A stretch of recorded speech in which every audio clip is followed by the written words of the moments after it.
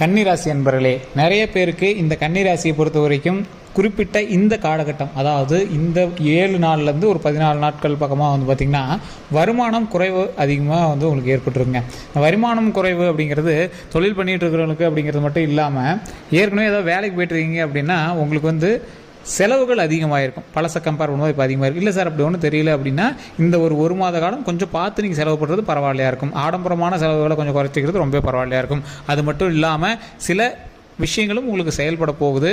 அதை எப்படி செயல்பட போகுது, அதுக்கு நீங்கள் வந்து எப்படி ஜாக்கிரதையாக இருக்கணும் அப்படிங்கிற எல்லா விஷயத்துமே இந்த வீடியோவில் நம்ம வந்து தெளிவாக பார்த்துக்கலாம். அது கீழே வந்து கான்டாக்ட் நம்பர் டீட்டெயில்ஸ் கொடுத்துருக்கேன். நிறைய பேர் தனிப்படையான ஜோதிடம் பார்க்கணும் அப்படின்னு ஆசைப்பட்டீங்க.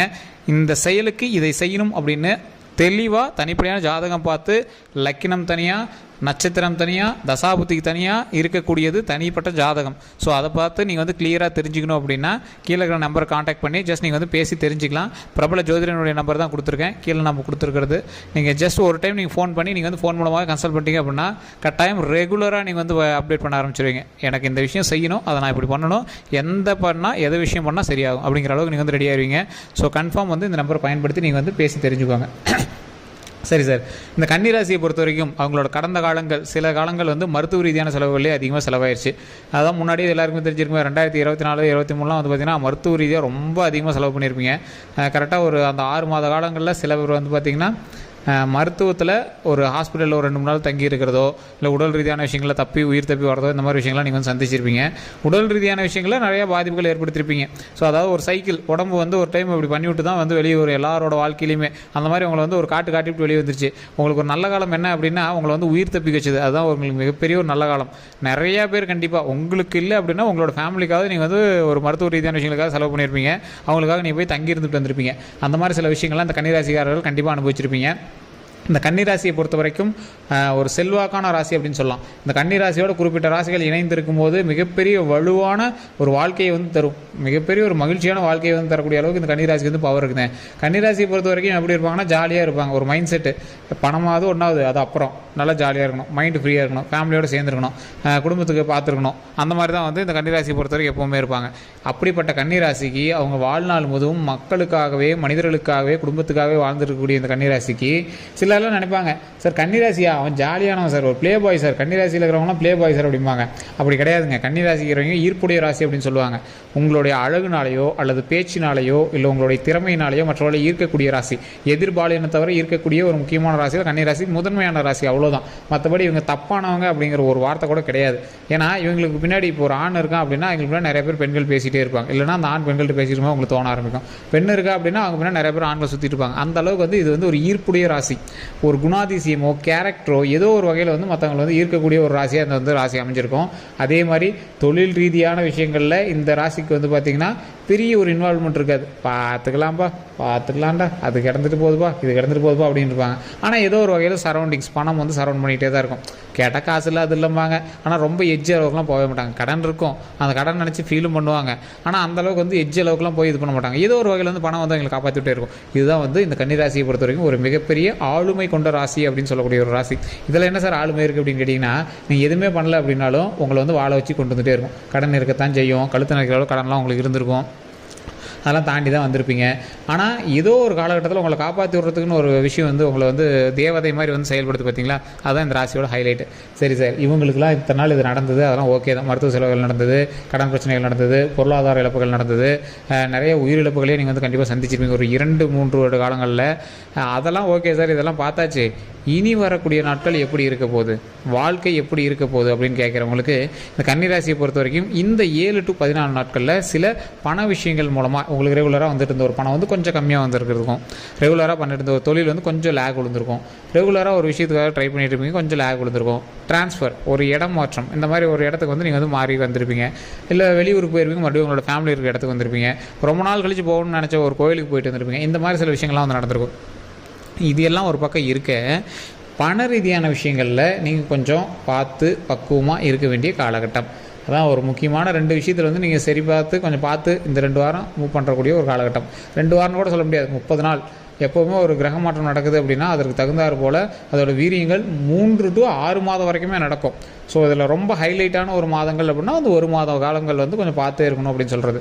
இந்த 14 நாள் 7 நாள் ஏன் சார் சொன்னீங்க அப்படின்னு கேட்டிங்கன்னா, கரெக்டாக அந்த கிரக மாற்றம் நடக்கக்கூடிய நாட்கள்லேருந்து ஒவ்வொரு தசாபுத்திக்கு ஏற்பார் போல் உங்களுக்கு வந்து அப்படியே நாட்கள் மாறி மாறி மாறி காட்டிகிட்டு இருக்கும். இப்போ உங்களுக்கே தெரிஞ்சிருக்கு, இது உண்மை எப்படின்னா மறக்காம கமெண்ட் செக்ஷனில் பதிவு பண்ணுங்கள்.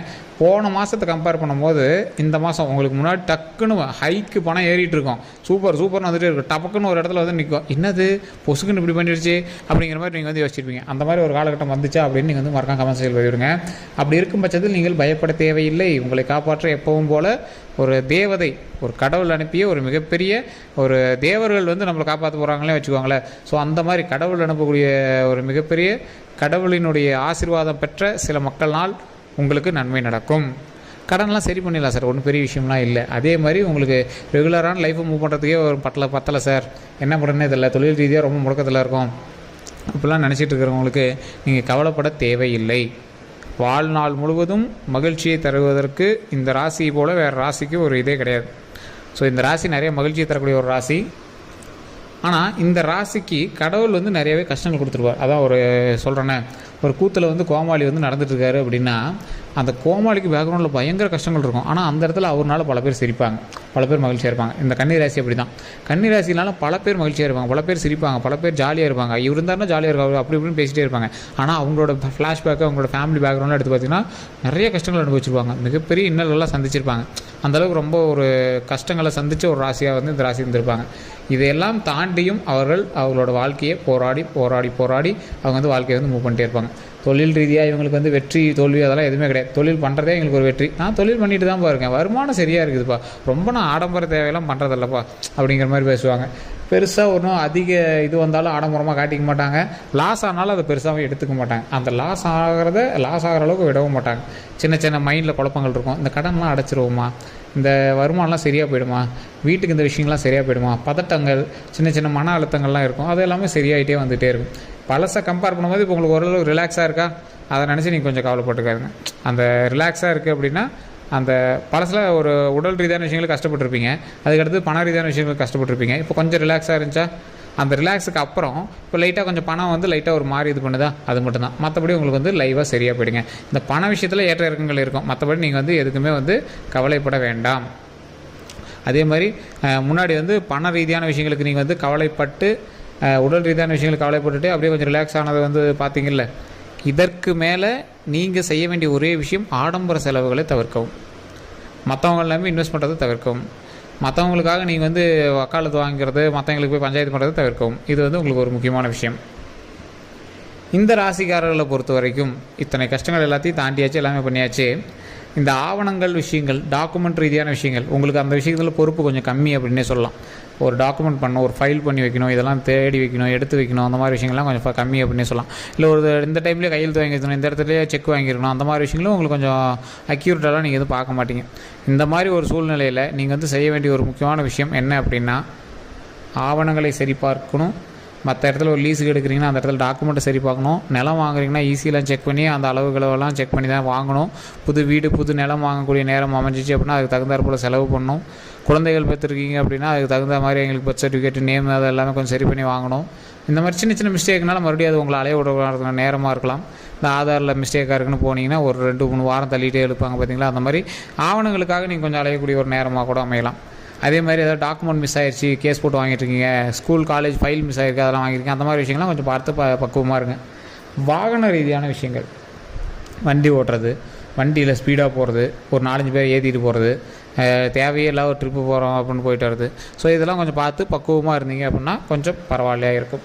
தொழில் ரீதியான விஷயங்கள், வாகன ரீதியான விஷயங்கள், உடல் ரீதியான விஷயங்கள், இது 3ல் பண ரீதியான விஷயங்கள், தொழில் ரீதியான விஷயங்கள் கொஞ்சம் லேக் அடித்து வரும், மற்றபடி சரியாக போயிடும். அதே மாதிரி நிறைய பேருக்கு நிறைய நம்பிக்கைகள் இருக்கும். அதில் ஒரு முக்கியமான நம்பிக்கை அந்த கன்னிராசிக்கு குலதெய்வ வழிபாடு கண்டிப்பாக தேவை. குலதெய்வ வழிபாடு பண்ணிங்க அப்படின்னா மிகப்பெரிய நன்மைகள் நடக்கும். விநாயகர் வழிபாடு பண்ணுங்கள். விநாயகர் வழிபாடு கண்டிப்பாக ஒரு மிகப்பெரிய ஒரு விமோசனத்தை கொடுக்கும். எந்த ஒரு காலகட்டத்திலையும் விநாயகர் வந்து எல்லா சூழ்நிலையிலும் உள்ளே போந்து சரி பண்ணக்கூடிய ஒரு ஆற்றல். அதனால் நீங்கள் வந்து அந்த தெய்வத்தை கண்டிப்பாக வழிபடுங்க. கன்னிராசியை பொறுத்த வரைக்கும் ஃபேவரட் காட் அப்படின்லாம் பெருசாக யாரும் கும்பிட மாட்டீங்க. அதிகபட்சம் கும்பிட்டிங்கன்னா முருகர் வழிபாடு கொஞ்சம் அதிகமாக பண்ணுவீங்க. மற்றபடி ஃபேவரட்டான காட் அப்படின்லாம் நீங்கள் யாரும் தனியாக வச்சுக்க மாட்டீங்க. சாமி கும்பிடுவோம் சார், அதெல்லாம் ஒன்றும் பிரச்சனை இல்லை அப்படிம்பீங்க.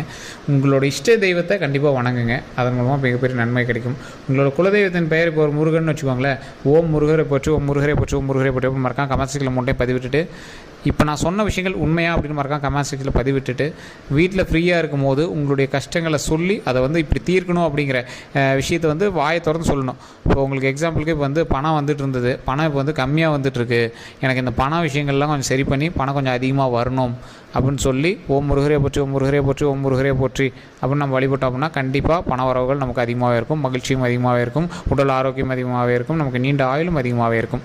இதான் முக்கியமான சொல்லணும் அப்படிங்கிற ஒரு விஷயம். ஸோ இந்த விஷயங்கள் உண்மை அப்படின்னா மறக்காம கமெண்ட் செக்ஷனில் உண்மை அப்படின்னு பதிவிடுங்க. அதே மாதிரி உங்களோட கருத்துக்கள் எதுவாக இருந்தாலும் மறக்காம கமெண்ட் செக்ஷனில் பதிவிடுங்க. இந்த வீடியோ பிடிச்சா லைக் பண்ணிக்கோங்க, உங்களோட நண்பர்களுக்கு பகிருங்க. இது நம்ம சேனல் சப்ஸ்கிரைப் பண்ணாமல் இருந்தால் சப்ஸ்கிரைப் பண்ணிட்டு பக்கத்தில் பெல் பட்டன் மறக்காம ப்ரெஸ் பண்ணிக்கோங்க. எல்லோரும் நன்றி நண்பர்களே.